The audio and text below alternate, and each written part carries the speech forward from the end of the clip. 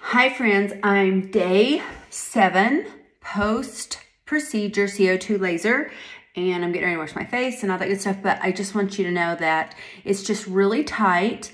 There's zero pain, and it still is a little itchy, and this is what you can expect. I also got the PRP, and so it will help me heal 40% faster. So I'm so grateful I did that. I'm thankful that the medical spa that I did this procedure at offered that.